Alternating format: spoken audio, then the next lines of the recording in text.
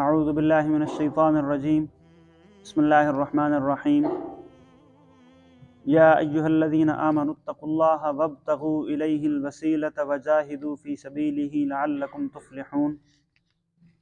ان الذین کفروا لو ان لهم ما فی الارض جميعا ومثلہ معه لیفتدوا به من عذاب یوم القیامة ما تقبل منهم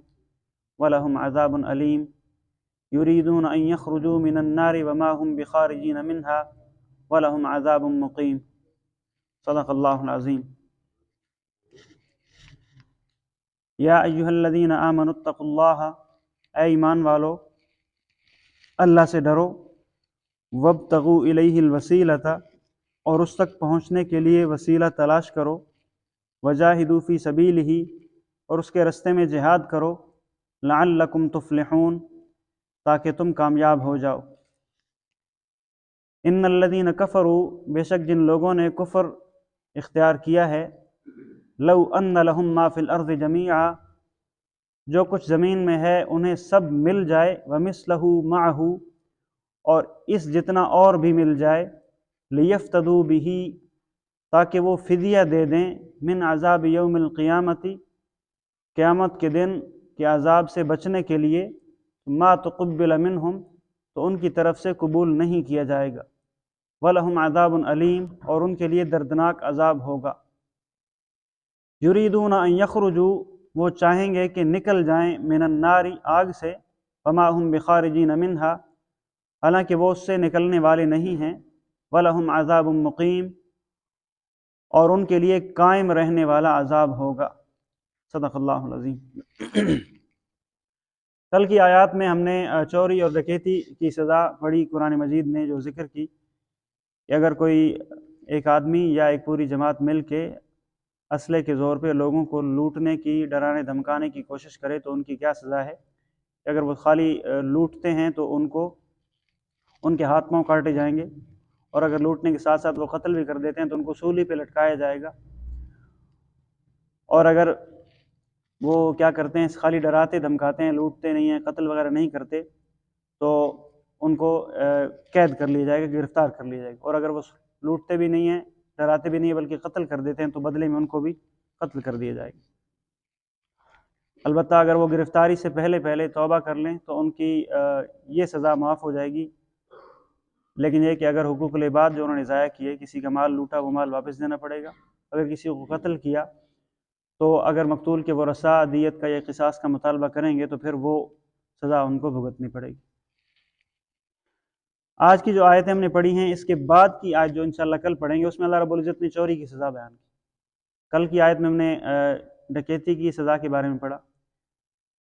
اور کل آنے والی انشاءاللہ ہم چوری کی سزا کے بارے میں پڑھیں گے۔ درمیان کی جو آیات ہیں اس میں اللہ رب العزت نے تقوی اختیار کرنے کا حکم دیا، نیک اعمال کرنے کا حکم دیا،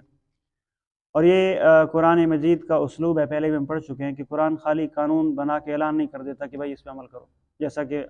انسان جو قانون بناتے ہیں بس قانون بنا کے سنا دیتے ہیں کہ بھئی یہ عمل کرنا ہے، نہیں کرو گے تو تمہیں اتنے سال کی قید ہوگی، یہ سزا ہوگی، بس۔ جبکہ قرآن کیا کرتا ہے؟ تربیت کرتا ہے۔ قرآن قانون بنا کے ذہن سازی کرتا ہے، تربیت کرتا ہے، تاکہ عمل کرنا آسان ہو جائے۔ چنانچہ درمیان کی یہ جو آیات ہیں یہ تقوی اور نیک اعمال کی تلقین کرتی ہیں۔ چنانچہ اللہ رب العزت فرماتے ہیں، یا ایھا الذین آمنوا اتقوا اللہ، اے ایمان والو اللہ سے ڈرو، وابتغوا الیہ الوسیلہ، اور اس تک پہنچنے کے لیے وسیلہ تلاش کرو۔ تقوی کا تو عام سا سادہ سا مفہوم ہم پہلے کئی بار پڑھ چکے ہیں، اللہ کی نافرمانی سے بچنا۔ اب وسیلہ کیا ہے؟ وسیلہ کا معنی ہوتا ہے دو چیزوں کا آپس میں مل جانا۔ وسیلہ یا وصل صاد سے ہو یا سین سے ہو، معنی دونوں کا ایک ہی ہے۔ وصل اگر صاد سے ہو تو معنی ہوتا ہے خالی دو چیزوں کا مل جانا، اور اگر سین سے ہو تو مطلب ہوتا ہے دو چیزوں کا محبت اور تقرب سے مل جانا، ایک چیز کا دوسری چیز سے مل جانا۔ تو یہاں پہ وسیلے سے مراد کیا ہے؟ مفسرین نے لکھا ہے کہ نیک اعمال کے ذریعے سے اللہ کا قرب حاصل کرنا، یہ کیا ہے؟ وسیلہ ہے۔ نیک اعمال کے ذریعے سے اللہ کا قرب حاصل کرنا یہ وسیلہ ہے۔ اب چونکہ نیک اعمال کے ذریعے سے اللہ کا قرب حاصل کیا جا سکتا ہے، اس کو وسیلہ کہتے ہیں، تو اسی طرح اب اس کی ایک صورت یہ بھی ہے کہ اللہ والوں سے محبت، یہ بھی کیا ہے؟ نیک عمل ہے۔ اللہ والوں سے محبت کیا ہے؟ یہ بھی نیک عمل ہے۔ تو اس محبت کے ذریعے سے بھی اللہ کا قرب حاصل کیا جا سکتا ہے۔ اس نیک عمل کے ذریعے سے بھی اللہ کا قرب حاصل کیا جا سکتا ہے۔ اور اس کی مثالیں صحابہ کرام رضی اللہ عنہم کے سیرت سے ملتی ہیں۔ جناب عمر فاروق رضی اللہ عنہ نے حضرت عبداللہ بن عباس رضی اللہ عنہ کے وسیلے سے بارش کی دعا کی، اللہ رب العزت نے دعا کو قبول کیا۔ لیکن یہ جو وسیلہ شخصیات کی محبت کا جو پیش کیا جاتا ہے، اس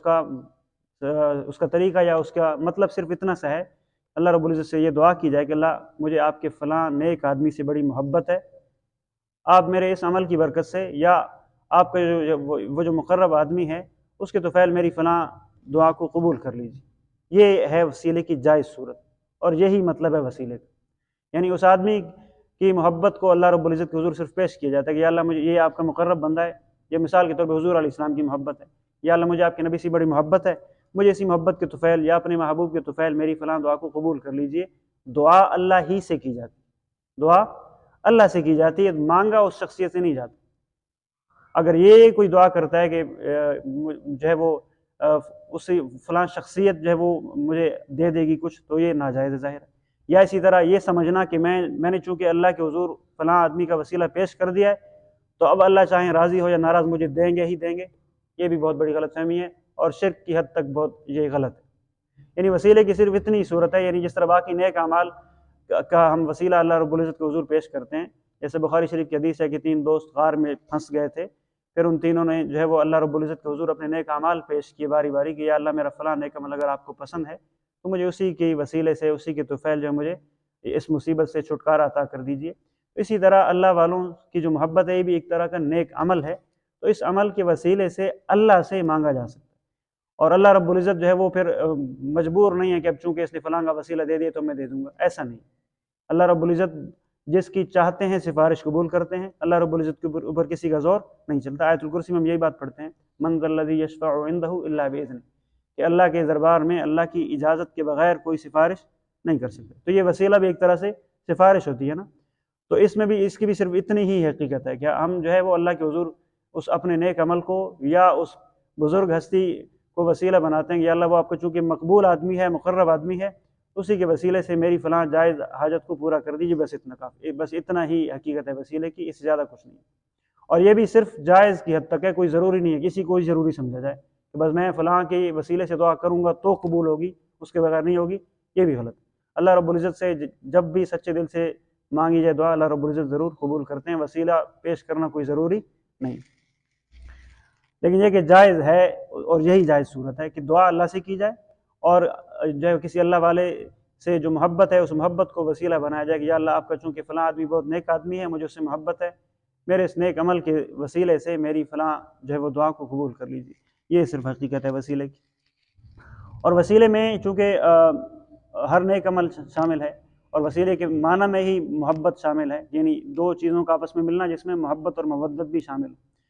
تو نیک اعمال جتنی محبت سے کیے جائیں گے اللہ رب العزت کے اتنے زیادہ وہ نیک اعمال قریب کریں گے۔ علماء نے لکھا ہے کہ نیک اعمال جتنی محبت سے، جتنے اخلاص سے کیے جائیں گے وہ اللہ کے اتنا زیادہ قریب کریں گے، اور اعمال میں محبت تبھی آئے گی جب حضور علیہ السلام کے طریقوں کے مطابق کیے جائیں۔ قرآن مجید بھی کیا کہتا ہے کہ ان کنتم تحبون اللہ فاتبعونی یحببکم اللہ، کہ تم میری اتباع کرو تو اللہ تمہیں اپنا محبوب بنا لیں گے۔ حضور علیہ السلام کے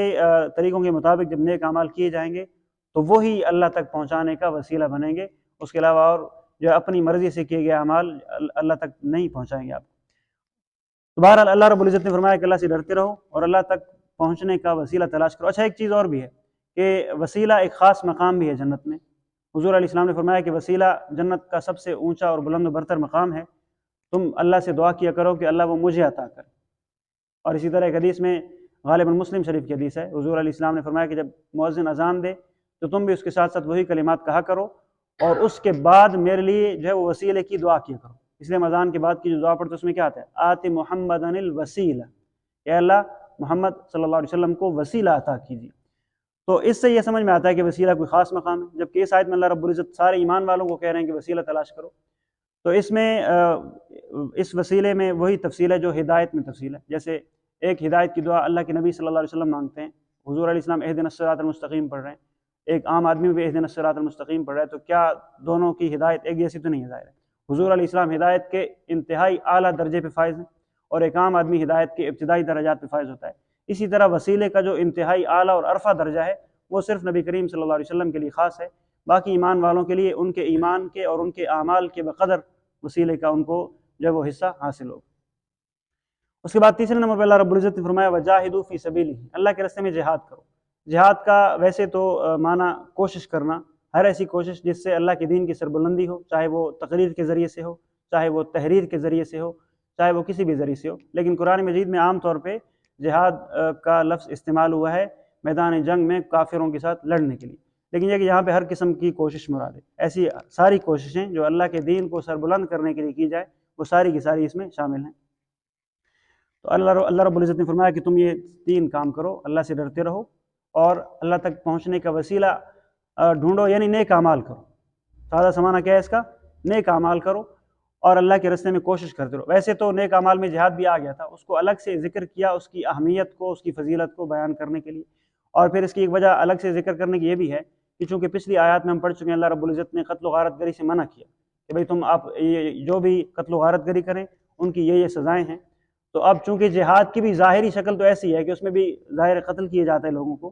تو اس لیے تاکہ کسی کے ذہن میں غلط فہمی نہ پیدا ہو جائے کہ جہاد بھی شاید اسی طرح کی کوئی قتل و غارت گری ہے، اللہ رب العزت نے الگ سے ذکر کر دیا فی سبیلہ کا لفظ لگا کے کہ بھئی جہاد اللہ کے ہاں وہ مقبول ہوگا جو اللہ کے راستے میں اللہ کی رضا کے لیے کیا جائے گا، تو وہ اس قتل و غارت گری سے بالکل الگ ہے۔ اللہ رب العزت نے پھر فرمایا کہ اگر تم یہ 3 کام کرو گے تو تم کامیاب ہو جاؤ گے۔ اس کے بعد کی جو 2 آیتیں اس میں اللہ رب العزت نے کافروں کے برے انجام کو ذکر کیا، چنانچہ اللہ رب العزت فرماتے ہیں کہ جو کافر ہیں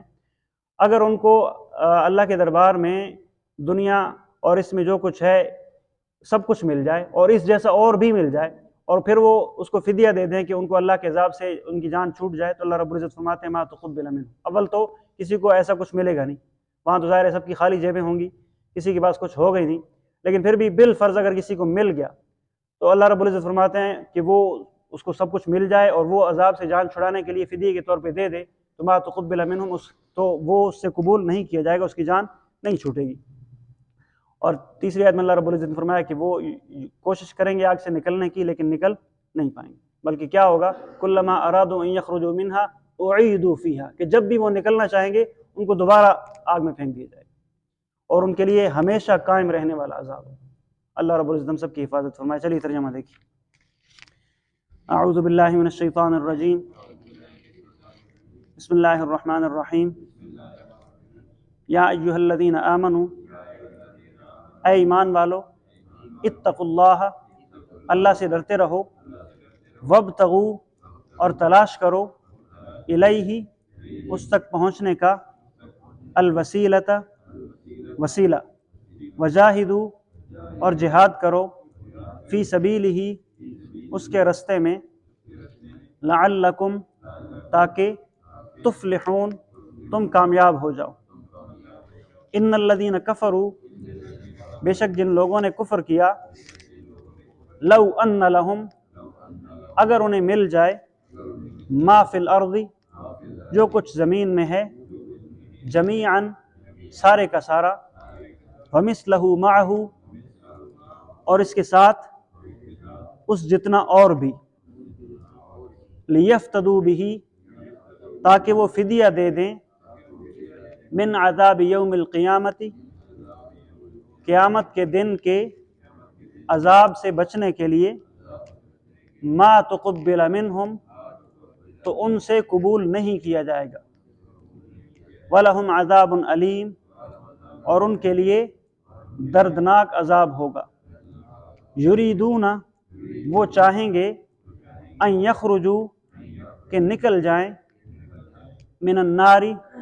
آگ سے، وما ہم، حالانکہ وہ نہیں ہوں گے، بخارجین منہا، اس سے نکلنے والے، وَلَهُمْ عَذَابٌ مُقِيمٌ، اور ان کے لیے قائم رہنے والا عذاب ہوگا۔ صدق اللہ العظیم۔ کسی کا کوئی سوال ہو؟ وآخر دعوانا الحمدللہ رب العالمین۔